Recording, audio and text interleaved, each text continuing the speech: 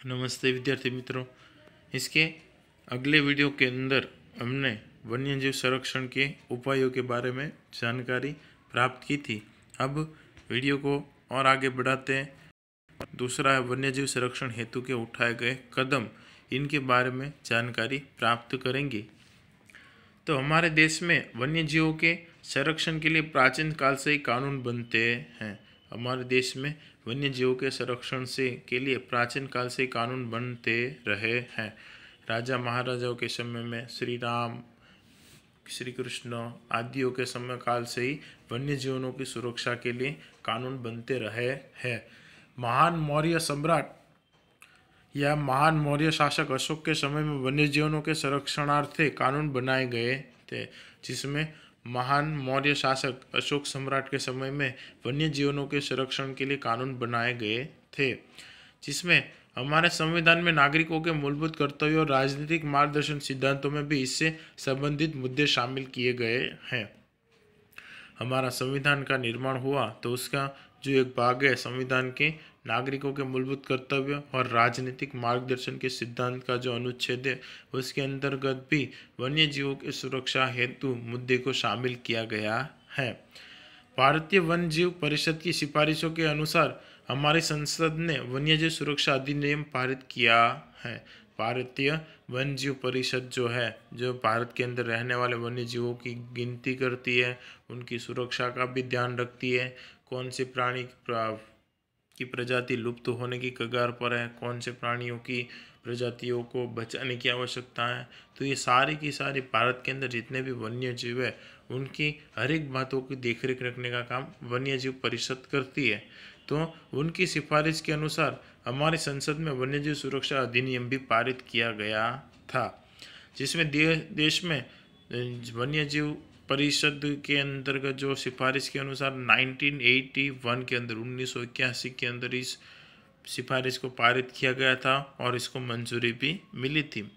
देश में 2014 तक 503 अभयारण्य तथा 102 राष्ट्रीय उद्यान, 14 जैवारक्षित क्षेत्र की रचना की गई है। 2014 तक के समय काल के अंदर हमारे देश में कितने 503 अभयारण्य तथा 102 राष्ट्रीय उद्यान और 14 जैव आरक्षित क्षेत्रों की रचना की गई है,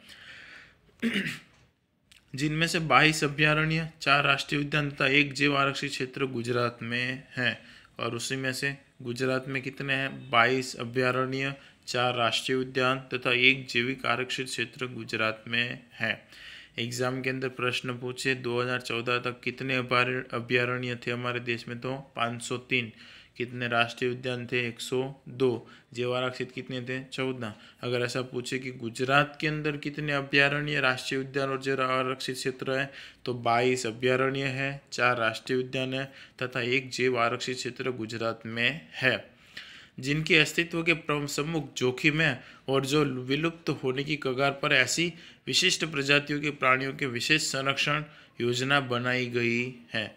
और उसके अलावा जिनके सम्मुख जोखिम है, ठीक है, जिनके अस्तित्व के सम्मुख कि भाई ये प्रजाति अब या ये प्राणी अब बहुत ही कम संख्या में है या फिर ये लुप्त हो जाएंगे, तो ऐसे प्राणियों के सम्मुख विलुप्त होने की कगार पर होने वाले प्राणियों के लिए विशिष्ट प्राणी प्रजातियों के लिए विशेष संरक्षण योजनाएं बनाई गई है और उनका संवर्धन और संरक्षण भी किया जाता है। आइए इनमें से कुछ वन्यजीव संरक्षण योजनाओं की जानकारी प्राप्त करें।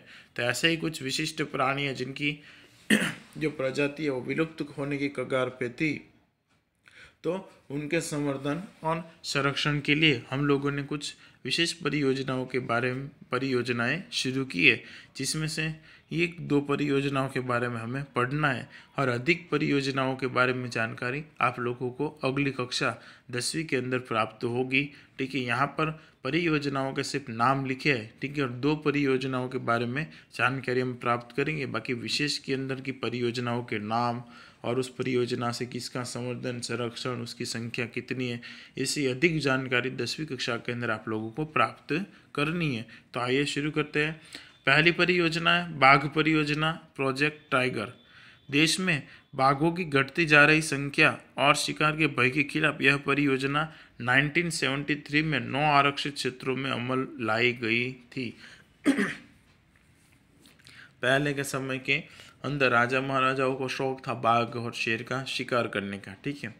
इसीलिए उन लोगों ने अपने शौकों में बहुत बाघों की और शेरों की हत्या भी कर दी थी। लेकिन जब देश आज़ाद हुआ उसके पश्चात जब वन्य जीवनों की गिनती की तो उसमें बाघों की संख्या क्या हो रही थी, घटती जा रही थी। इसलिए उनका संवर्धन और संरक्षण करने के लिए 1973 के अंदर ये बाघ परियोजना अमल में लाई गई। तब 9 आरक्षित क्षेत्रों में ये योजना क्या की गई थी, अमल में लाई गई थी। लेकिन आज इसके अंतर्गत 48 क्षेत्रों को समावेश किया गया है। आज इसके अंतर्गत 48 ऐसे क्षेत्र हैं जहाँ पर बाघों की क्या होती है, सुरक्षा की जाती है। उसके पश्चात है सिंह परियोजना। एक जमाने में गिर के एशियाई सिंह भारतीय उपमहाद्वीप से ईरान तक विहार करते थे। एक ज़माने में गिर के एशियाई सिंह भारतीय उपमहाद्वीप से ईरान तक विहार करते थे। भारत में से लेके ईरान तक इनका क्या था, संख्या फैली हुई थी। यहाँ से ईरान तक वो आवागमन होता रहता था। उनके शिकार तथा वनों के विनाश से फिलहाल मात्र सौराष्ट्र प्रायद्वीप में गिर के जंगलों तक सीमित हो चुके हैं और उनका शिकार होने लगा। और वर्तमान समय में देख तो काफ़ी सारे वन हैं जो नष्ट हो चुके हैं, जिसकी वजह से फिलहाल मात्र सौराष्ट्र गुजरात के अंदर सौराष्ट्र के प्रायद्वीपीय के गिर के जंगलों में ही सीमित हो चुके हैं। यहाँ पर ही एशियाई सिंह देखने को मिलते हैं।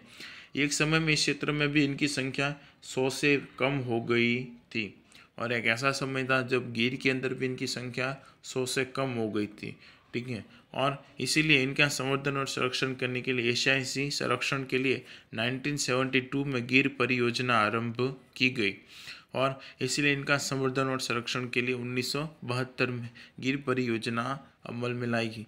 बाघ के शिकारों को रोकने के लिए हमारे देश ने बाघ को राष्ट्रीय पक्षी घोषित कर दिया है, ताकि अगर बाघ का कोई भी शिकार करता है तो उसको देशद्रोह माना जाएगा। इसलिए उसको राष्ट्रीय पक्षी घोषित करके उसका संवर्धन हो रहा है। और सिंह की एशियाई सिंह की सुरक्षा के लिए गुजरात के अंदर एशिया को सिंह को गुजरात का राज्य प्राणी भी घोषित कर दिया गया। इसलिए इनके शिकार पर भी निषेध लगाया गया है।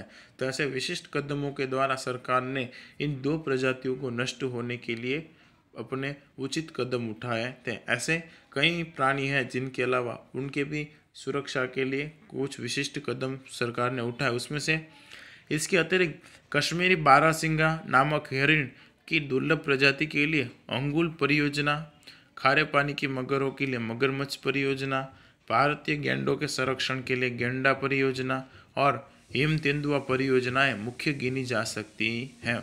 उसके अलावा कश्मीर के अंदर दिखने वाला बारहसिंगी नाम का हिरण, ठीक है, उसके बारे में तुम लोगों की तस्वीर भी दिखा चुका हूँ, जिसको क्या किस नाम से जाना जाता है, हेमूर के नाम से भी जाना जाता है।